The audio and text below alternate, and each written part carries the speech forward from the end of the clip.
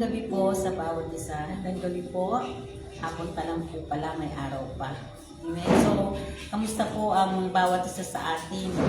Katatapos lang po ng ating camping, training. Yan po. So, lahat po ay alam natin na napalakas spiritually. Amen. Ang bawat isa sa atin. At ang kailangan po ngayon ay yung application. Amen, na maisagawa natin yung ating mga napag-aralan. At itong week na to ay may 7 po tayo na pinaremind sa atin. Amen, ang ating mga kapastoran. At ito yung 7 ways to shut the door on the enemy. So sabi niya sa Tagalog, itong paraan para isara ang pintuan para sa kaaway. Shut down, no? Pag sinabing shut, isara. So, pagka sinarado, walang sino man pwedeng pumasok.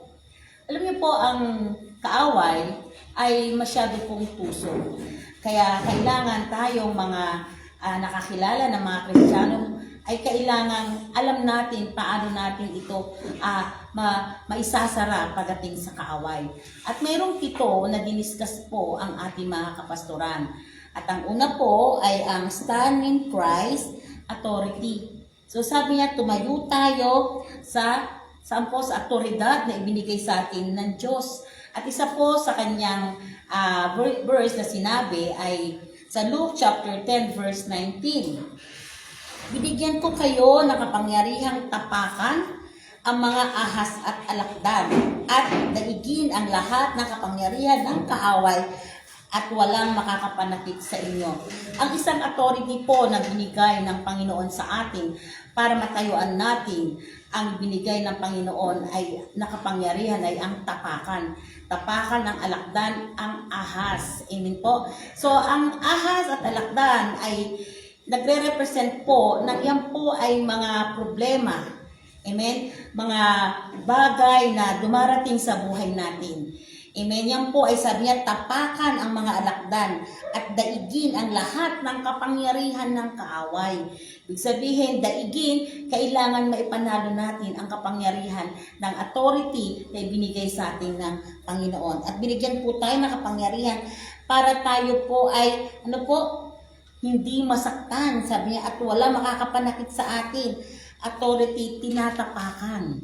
Kaya ang bawat isa po sa atin ay makaka-encounter po natin ang mga kaaway. Ano po ba yung mga kaaway natin na sinasabi natin dito? Ang isa po na napag-aralan natin ay yung rule of darkness, principalities, powers, wicked in high places, at marami po yan.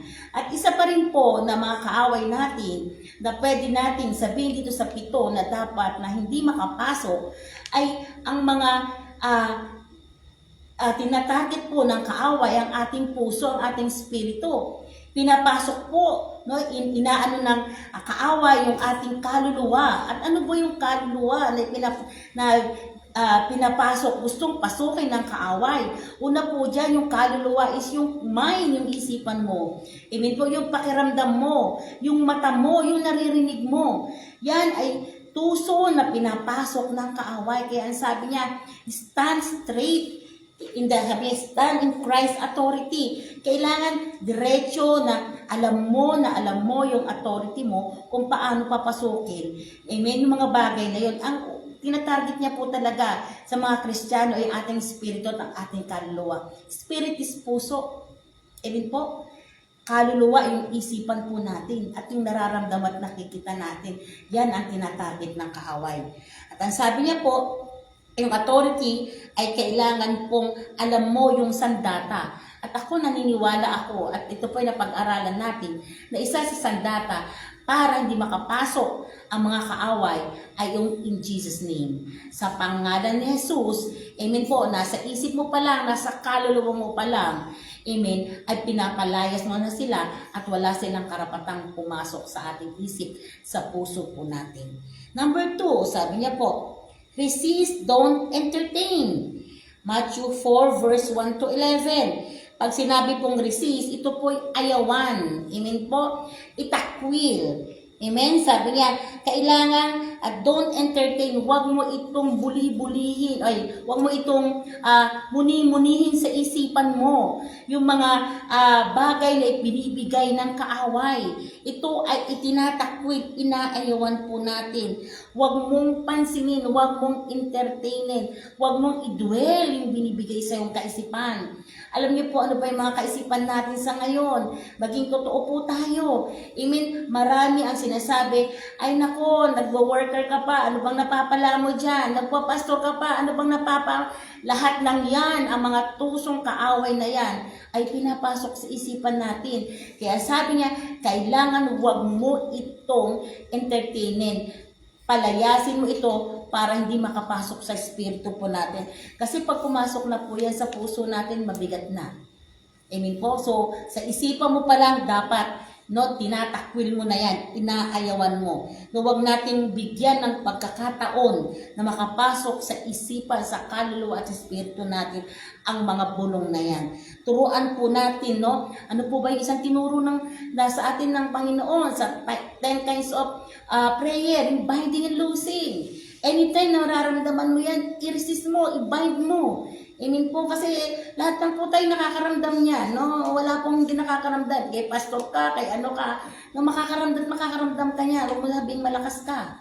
Amen po. So, sabi niya, tinuruan tayong mag-binding and loosing.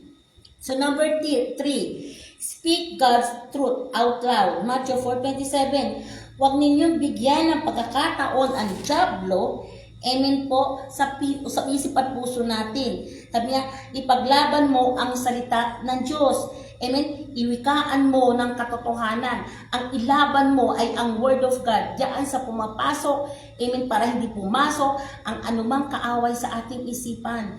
Ipanlaban mo, ipangsanggalan mo ang salita ng Diyos. Number 4, sabi niya, close the door completely. Amen po, 2 Corinthians 5:17. Sa 2 Corinthians 5:17 po, ang sabi niya po doon, amen po, na nung ikaw ay makakilala, binago totally ng Diyos ang buhay po natin at pagkatao natin. At walang sino man na kaaway ang pupwede na pumasok sa atin. Bakit?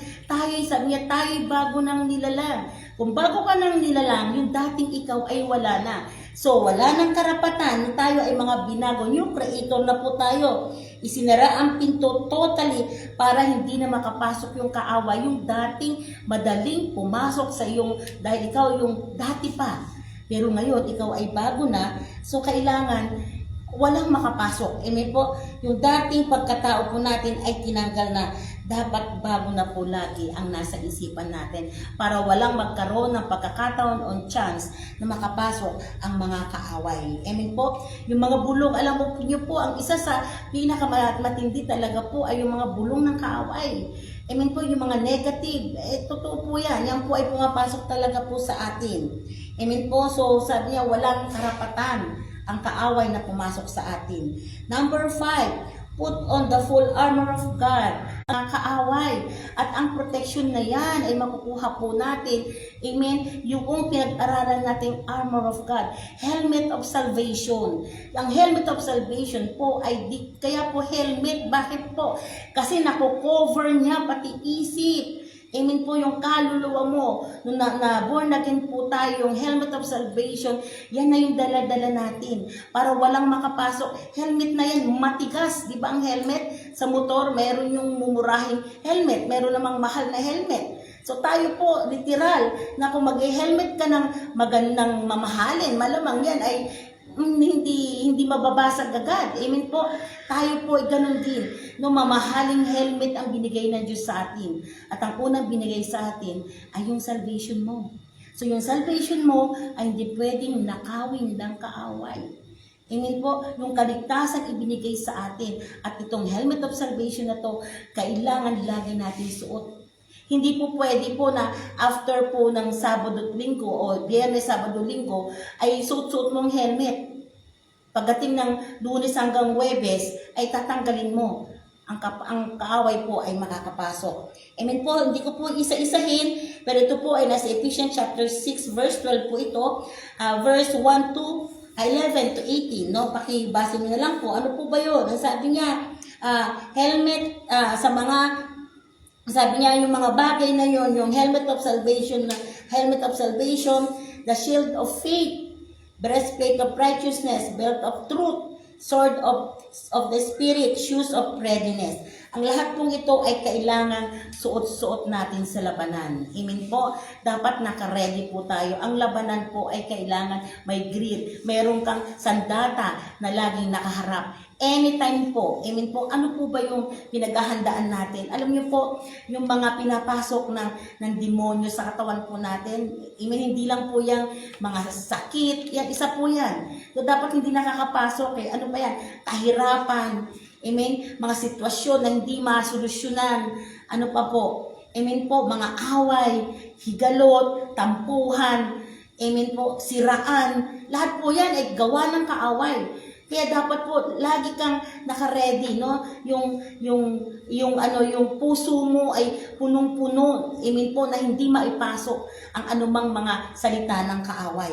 Amen po. So number 6, sabi niya, declare your new identity. O 2 Corinthians 5:17, no, ipinahayag o sinabi na ikaw ay bagong nilalang. Lahat po ay nakakilala sa Panginoon. Kaya yung pagiging bago po natin, amen, it manifested sa buhay po natin. Na hindi lang yung yung alam niyo po yun, bago talaga. Amen, walang pwedeng pumasok sa iyo. No, nakabantay ka. 24/7 na nagbabantay. Ang mga kaaway, dapat tayo triple na nagbabantay. Kasi ito po, pang ito, stay in the light. 1 John chapter 1 verse 7. Nung manatili po tayo, amen, sa liwanag. Para hindi po tayo mapasukan ng kaaway. Amen, alam naman po natin, amen, ang salita ng Diyos ay tanglaw ng buhay po natin. Ang salita ng Diyos, ang light ng ating buhay. Amen, tayo po ang light. Amen, tayo po yung ilaw, yung liwanag. At saan po natin makikita ang liwanag? Nasa salita ng Diyos. Amen po. Yun yung liwanag para walang karapatan ang kadiliman na pumasok po sa atin. Amen, magbantay po tayo. Amen.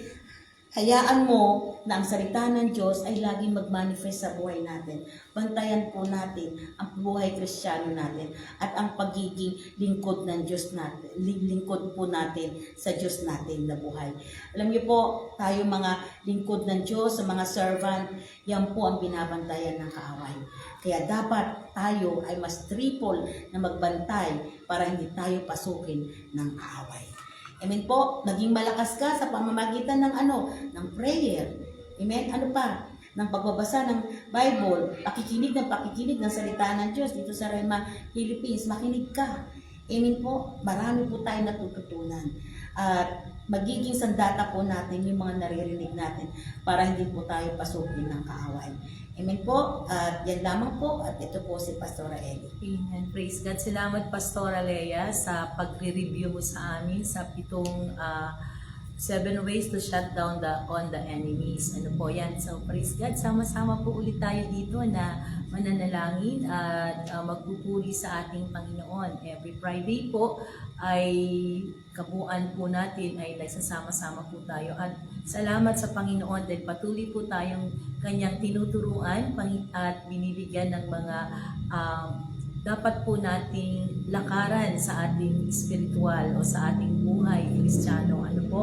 Yung nga po, yung 7 ways to shut the door on the enemy. Marami na po tayong narinig, no? At ngayon po ay na-review na rin po sa atin, ano po, paraan upang isara ang pinto sa kaaway. Ano po?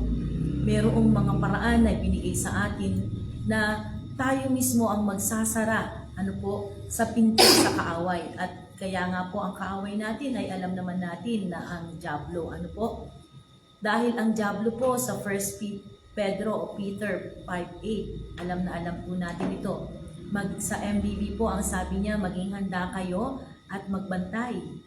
Ang dyablo ang kaaway ninyo at parang liyong umuungal at ali-aligid na naghahanap ng malalapa. Ano po? At sabi niya po sa ASD, ang salita ng Diyos, humanda kayo at mag-ingat. Sabi niya kanina doon sa MBB, humanda kayo at magbantay. So hindi lang po pagiging paghahanda Ano po ang sinasabi niya sa atin? Ano po? Magbantay, mag-ingat pa. Ano po?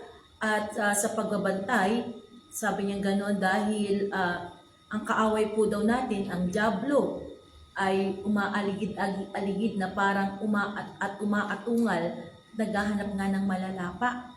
Ang kahulugan po ng ating tekstong ito na sinabi po dito sa atin ay yung pagiging alerto. Maging alerto po tayo. Ang pagiging handa at pagbabantay ay nangangahulugan po ng yung pagiging mapagpigil ano po at hindi na madaling mapatangay sa mga tukso o mapadala sa mga tukso. At ang kaaway po ay inilalarawan yung dyablo, ano po. At sabi niya rito bilang isang gutom na parang leon, ano po, na naghahanap ng sisirain, na nagpapahiwatig po ng kanyang pag-agresibo at mapanirang layunin sa atin. Kaya nga po doon sa pangalawa na verse po dito, no, sa verse 9, sa 1 Peter chapter 5 verse 9 ay sinasabi po na labanan natin siya sa magitan ng matatag na pananampalataya. Isa po sa mabisa na pwede po nating gawin ay ang ginagawa po natin ngayon, ano po? Yung pananalangin at pag-aayuno. Ano po? Ang pananalangin at ang pag-aayuno ay nagpapahina sa impluwensya ng kadiliman. Ulitin ko po ito ha. Ang panalangin at pag-aayuno ay nagpapahina sa impluwensya ng kadiliman. Ang dyablo, ang kaaway po natin. Sa Mark 16:17 po, ano po, tunay nga po na binigyan tayo, sabi niya po dito, basahin ko sa inyo, no? Ang mga sumasampalataya ay magtataglay ng ganitong tanda ng kapangyarihan. Sa pangalan ko'y magpapalayas sila ng demonyo. Ano po? Kaya nga po, meron na tayong karapatan, may kapangyarihan tayo na palayasin sila. Kaya nga, kailangan, sabi dito, kailangan tayong manalangin. At ang panalangin po pala ay nagpapahina dun sa impluwensya ng kaaway. Amen po. At sabi niya rin po rito, sa Matthew 26 verse 41, magbantay kayo at manalangin upang huwag kayong madaig ng tukso. Dito nakahanda, ngunit yung laman ay mahina. Ano po? Kaya nga minsan kahit sa prayer, natutulog. Amen po. Ang panalangin at pagbabantay ay ito po yung spiritual na paggising. Paraan upang hindi po pumasok ang kaaway, ang tukso. Huwag po natin itong entertainin. At sinasabi nga po dito, kahit na po gustuhin ng Espiritu ng mabuti, mahina ang laman. Kaya kailangan natin ng tulong ng Panginoong Diyos. Kaya nga i-develop po natin yung habit of prayer upang maranasan natin ang kapangyarihan ng Diyos. Tayo po mismo ang nagsasara dapat ng pinto ng kaaway.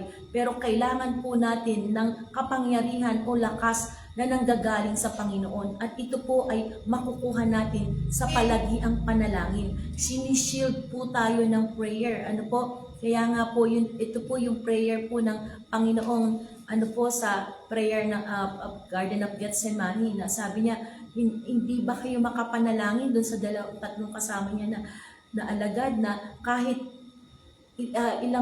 isang oras lang, manalangin kayo kasi para hindi kayo madaig ng tukso. Ano po sinabi sa atin yung mga kaparaanan kung paano isara, ang gawa po ng kaaway sa atin, ang pintuan ng kaaway, tayo po ang magsasara. Kaya kailangan meron tayong nakashield sa atin at ito po yung protection natin. Amen po, yung i-develop po natin yung prayer, yung habit of prayer to shut the door on the enemy. Ano po? Dahil ito po ang pinakamalakas na sandata laban sa mga gawa ng dyablo. Ano po? Ito ang kakayanang magatid ng proteksyon at kapangyarihan ng Diyos sa buhay ng isang tao. Kaya nga kahit si Jesus, ay bago siya dakpin, bago siya kunin, ay nanalangin muna. Amen? Para hindi siya bumigay o kailangan magawa niya ang pinagagawa ng Panginoon. At sinabi niya rin doon sa tatlong kasama, huwag kayong panghinaan ng loob, kailangan kayong manalangin sapagkat ang pananalangin ay upang hindi kayo madaig ng tukso. Amen po. Narito po ang ilang mga nagagawa ng panalangin para po sa mga malabanan natin ang gawa ng kaaway. Una, proteksyon at paghatid sa masama. Ang panalangin ay paghingi ng proteksyon sa Diyos laban sa kapahamakan, dulot po ng kasalanan at ng mga tusong plano ng dyablo. Kaya yan po ang nagagawa ng panalangin para po isarado natin ang mapasarado natin ang kaaway. Amen po, mabay natin, hindi maproteksyonan tayo. Amen po. At sabi niya ganun doon, pangalawa, ay yung pagtalo sa tukso. Sa magitan po ng panalangin, ang isang tao ay napapasakop sa Diyos at siyang nagbibigay ng lakas upang salansangin o labanan ang dyablo na nagiging dahilan upang siya ay tumakas. Amen po. So, doon po yung prayer. Amen po.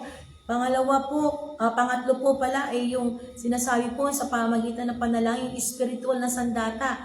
Yung spiritual warfare. Amen po, ang pananalangin ay ginagamit na sandata sa spiritual, sa pakikipagdigma upang hadlangan ang mga gawa ng kaaway. Amen po. So yan po yung pwede nating magawa na hindi makapasok ang kaaway through prayer. Yung paghingi po ng banal na espiritu. Ang panalangin po ay nagbibigay daan upang makamit ang banal na espiritu ng Diyos na nagsisilbing gabay at lakas laban sa pag-atake ng kaaway. Hindi lang yon, sabi niya, yung pagliligtas sa mga nabubulag, sa mga wala pa sa Panginoon. Ang panalangin ay makapangyarihan para sa mga taong nasa ilalim ng autoridad ni Satanas. Binulag sila ng sanlibutang ito. Pero ang Ebanghelyo ang siyang magpapalaya sa kanila, ang salita ng Diyos. Sa madaling salita po, ang panalangin ay nag-uugnay sa tao sa pangyarihan ng Diyos. Na nagpapawalang bisa sa mga balak ng dyablo. Kita po natin. Sa labanang ito, ang panalangin ay isa sa sandata natin laban sa kasalanan sa mga gawa ng kaaway.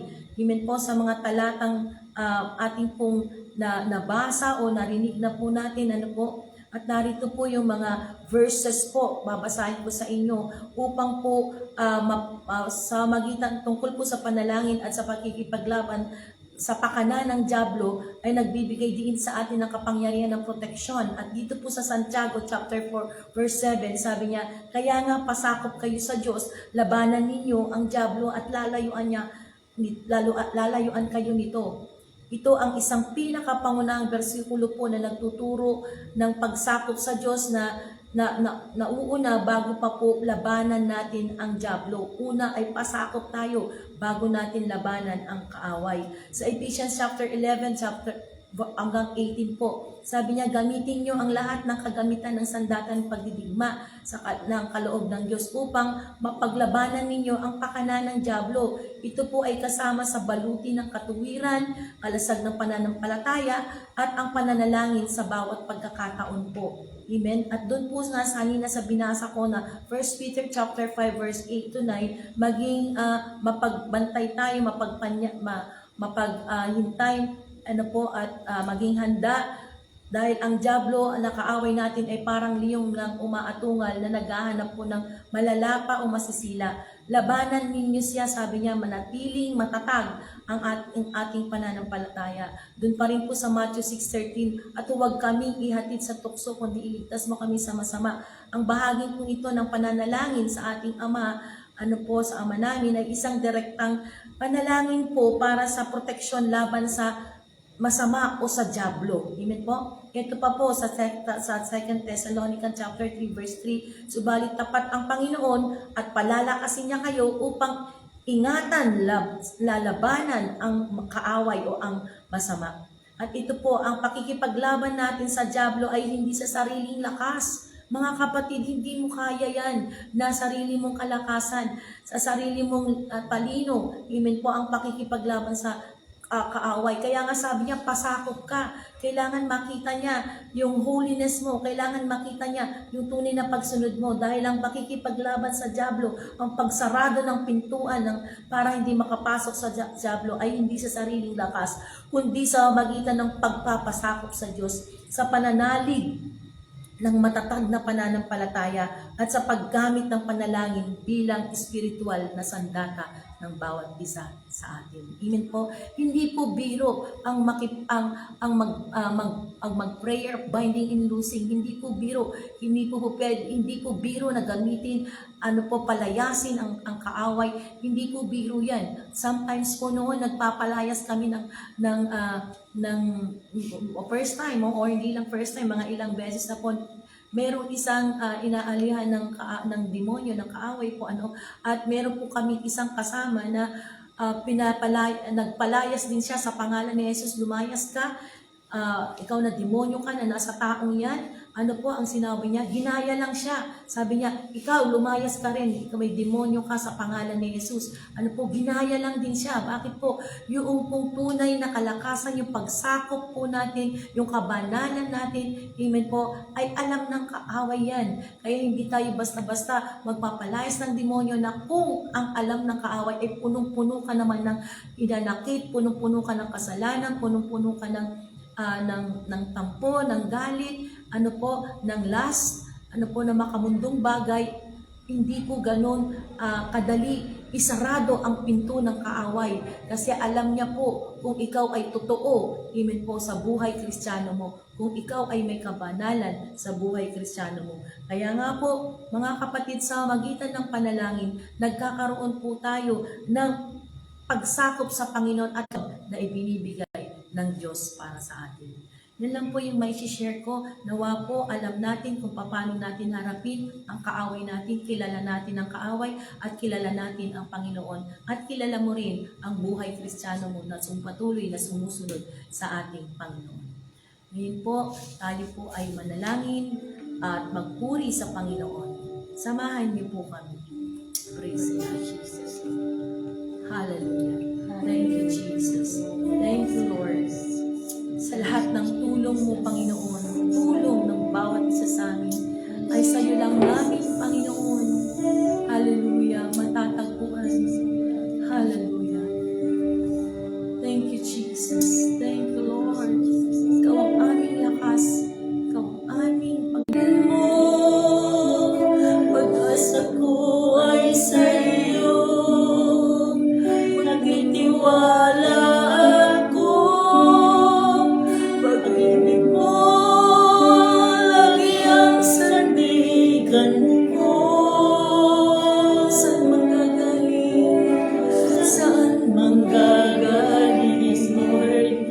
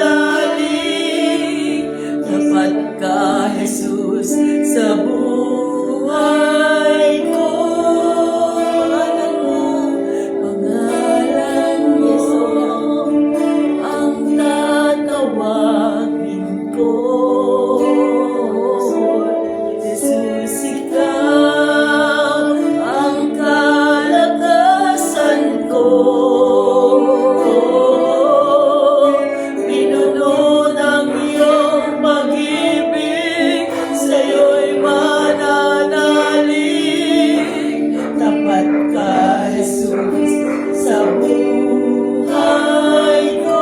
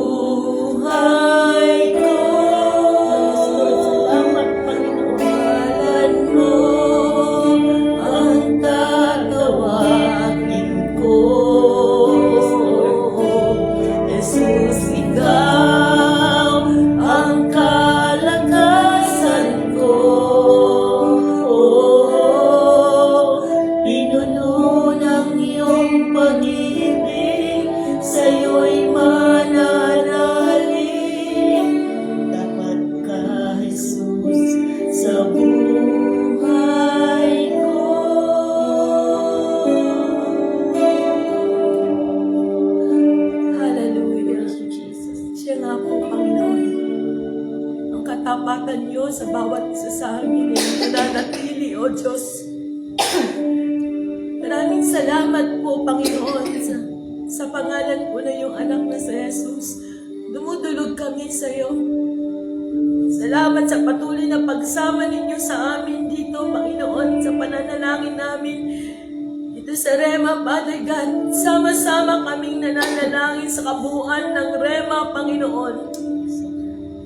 Lord, dalangin po namin, O Diyos, ang aming bansang Pilipinas.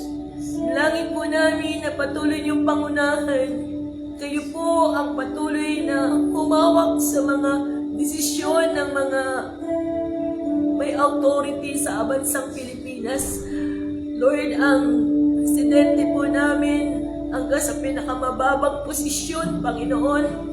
Huwag niyo pa hintulutan, Father God, na hindi po maging maayos ang kanilang mga desisyon, kundi samahan niyo po sila, Panginoon, sa pagdedesisyon sa bansang Pilipinas, sa ikakabuti, ikakaayos nito, Panginoon, sa kapakanan, Panginoon, ng mamamayang Pilipino, O Diyos. Samahan niyo po sila, Panginoon. Lord, tinataas po namin sa iyo, Panginoon, O Diyos, ang pangangailangan ng bansang Pilipinas. Sinusuway namin ang anumang klase ng kawalan, kasalatan, poverty sa pangalan ni Jesus. At lahat ng ginagawa mong kahirapan, Satanas, sa pangalan ni Jesus ay sinusuway namin sa bansang Pilipinas. Ang kagutuman ay sinusuway namin sa pangalan ni Jesus. Lord, sa pangalan po na yung anak na sa Jesus, papakawala kami, Panginoon, ng prosperity, ng kasaganaan, Panginoon, ng kaluwagan, Panginoon, O Diyos, ng mga pangangailangan ng mga mamamayang Pilipino. Lord, may pangako ka sa amin, Philippians 4:19. My God shall supply all my needs according to His riches and glory by Christ Jesus. Salamat po, Panginoon, pinangahawakan namin yan, na you will supply all the needs, O God, hallelujah, ng mamamayang Pilipino. Matutulang kaming lumapit sa iyo, Panginoon. Matutulang po kami, Panginoon, hallelujah, panghawakan ng iyong mga pangako, O Diyos. Ganyan din, Panginoon, sinusuway din namin ang anumang klase ng false religion, false doctrine Jesus, sa bansang Pilipinas. Shame and repentance sa pangalan ni Jesus. Lord, hallelujah, ang katigasan ng puso, ang kawalan ng pananampalataya ay sinusuway namin. Nagpapakawala kami, Panginoon, O God, ng salvation. Shame and repentance, O God, humility, humbleness, O God, hallelujah, at patuloy na pag-abot sa iyo, Panginoon Jesus, paghanap, kauhawan, Panginoon, sa iyong pangalan. Panginoon, sa pangalan po na iyong anak na si Jesus, O God.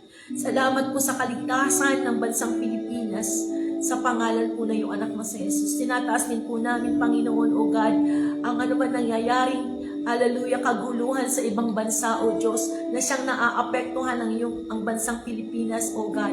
Ang Iran, ang US, O Lord God, ang Middle East, O Lord God. Hallelujah, salamat po, Panginoon, sa continuous and forever ceasefire, O Lord God, na hindi na, Panginoon, hallelujah, babalik ang gerang ito, Lord, dahil panghahawakan namin ito, mga pangako mo ng pag-iingat at proteksyon mo. Tunay nga, Panginoon, O Diyos, kayo po ang nakakaalam, kayo po ang may kontrol ng lahat, O God. Kaya pinagkakatiwala po namin sa iyo, Panginoon. Lord, hallelujah, nakikita niyo po kahit Lord, ang kagipitan, Panginoon, O Diyos, ng mga bilihin, Panginoon, ng pagtaas ng mga bilihin, gasolina, Panginoon, na sa nagiging kahirapan ng bansang Pilipinas, Panginoon. Lord, dalangin po namin, O Diyos, na may ayos ito, Panginoon, hallelujah, at masuplayan kami, Panginoon, ng tama, Panginoon, na halos sa kakayanan ng mga mamayang Pilipino, O Diyos. Salamat po. Sinusuway din namin ang namang klase ng lindol, El Nino, sa pangalan ni Jesus ay sinusuway namin. Hallelujah, ang anumang bagyo, sa pangalan ni Jesus ay sinusuway namin. Sa mga tagtuyot, sa pangalan ni Jesus, sa pangalan ni Jesus sinusuway namin. Anumang trahedya na ginagawa mo sa Satanas ay sinusuway namin, pinapalayas namin ito sa pangalan ni Jesus.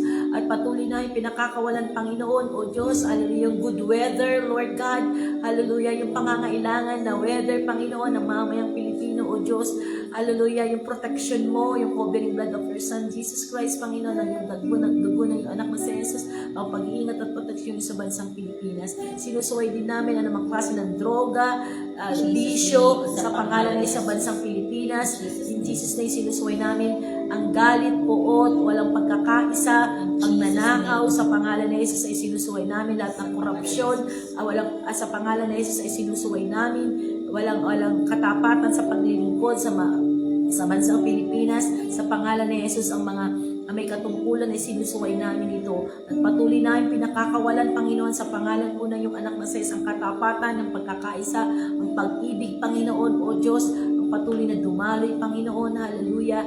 At Lord, patuloy po kami nagpapakawala rin ng good health sa mga mamayang Pilipino, Panginoon.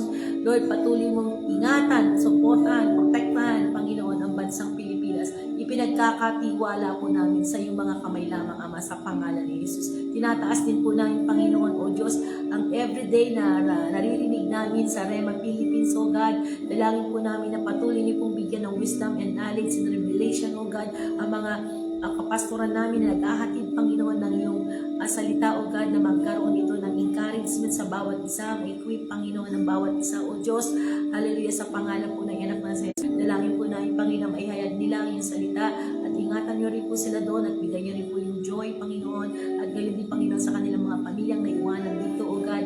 Bless them, O Lord, in Jesus' name. At Lord, sa mga under construction pa nabubuksan po namin, O God, hallelujah, O Diyos, sa aming mga simbahan, mga hindi po namin naaabot, Panginoon, na mga lugar, Panginoon, O God, patuloy po namin itinataas sa iyo. Lord, ngayon pa lang, O Diyos, ang mga prayer request na yan ay sinagot na muna, O Diyos, dahil sinabi mo kung kami mananalangin, manalig kami, natanggap na namin iyon at matatanggap na namin. Lord, ang prayer request din po na patuloy sa aming Senior Pastor Boy, Panginoon, yung kumpletong kagalingan niya sa pangalan ni Jesus, O God, ingatan at proteksyonan. Thank you, Lord, for complete healing and strength, O God. Sa pangalan po na yung anak na si Jesus, ito pang aming samang dalangin. Amen. Yes, Lord, Panginoon, salamat sa ganito. Patuloy nga po namin, tinatas sa iyo, Panginoon, ang aming Senior Pastor. Salamat sa malakas na pangangatawan niya, O God. Complete healing, Panginoon, mula ulo hanggang paa. Namin, O God, ang leaders, mga leaders namin, Panginoon. O God, patuloy na unite mo ang bawat desisyon ng aming mga leaders, O God. Hayaan mo na ibigay mo yung katalino na nagagaling sa iyo, O God. Lord, bigay mo, Panginoon, yung mga pangangailangan nila, Panginoon, sa aming mga leaders. Pagkaisahin mo, Panginoon, sa isang layunin, Panginoon, ang aming mga leaders, O God, para sa simbahan namin. At Lord, bigay mo yung kalakasan, pisikal, Panginoon, spiritors, mga workers, at bawat manggagawa, O God, at bawat simbahan, Panginoon, na ginagamit mo, O God. Lord, ibigay mo yung mga pangangailangan, O God, ng bawat workers namin. Panginoon, mightily, Father, sa mga workers, O God. Nakikita mo yung mga pangangailangan nila. Nakikita mo yung needs nila emotionally, spiritually, and physically, Panginoon.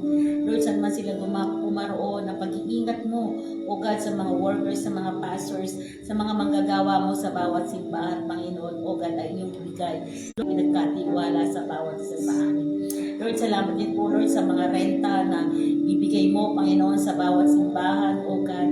At ganun din po, Lord, yung mga iniwan na aming mga full-time workers and pastors, mga pamilya nila, Panginoon, O God, at tugunan mo ang kanilang mga pangangailangan. Salamat din po, Lord, sa health, Lord, na binibigay mo sa kanila. Good health, Lord, sa mga workers, sa mga pastors, sa bawat miyembro, sa bawat manggagawa mo, Panginoon, sa simbahan ito, O God, maging sa nakikinig ngayon. Lord, mas kailangan namin, Panginoon, O God, yung kalakasan nagmumula sa iyo, Panginoon. Salamat sa patuloy na pagbibigay mo ng mga blessings sa blessings, Panginoon, ay nagpapakawala kami sa bawat simbahan upang matugunan, Panginoon, yung mga renta, Panginoon, yung mga allowances, O God, mga pangangailangan ng bawat simbahan namin. Panginoon, dalangin din po namin, Panginoon, na magkaroon kami, Panginoon, ng puso, O God, na lalong maging matatag sa pananampalataya sa iyo at pagkakaisa, O God. Ganun din po, Lord, sa bawat activities, Panginoon, na bawat simbahan namin ngayon. Ikaw ang siyang manguna sa pangalan ni Jesus. Amen. Tayo po'y muling magpuri sa ating Panginoon, kabanal-banal na Diyos. Walang katulad mo, lahat ng tuod sa iyo, banal-banal ang Diyos. Walang katulad mo, lahat ng tuod sa iyo ay luluhod. Lahat ng labi magsasabi, ikaw lamang, Jesus, ang Panginoon. Kabanal-banal ang Diyos, walang katulad mo, lahat ng tuod sa iyo ay luluhod. Lahat ng langit magsasabi, ikaw lamang, Jesus, ang Panginoon. Hallelujah! Kabanal-banal ang Diyos, walang katulad mo, lahat ng tuod sa iyo ay luluhod. Sabi, ikaw lamang, Jesus, ang Panginoon. Lahat ng labi magsasabing, ikaw lamang, Jesus. Ang tunay, Panginoon, na Panginoon namin, O Diyos. Lahat kami makakapagsabi, Panginoon,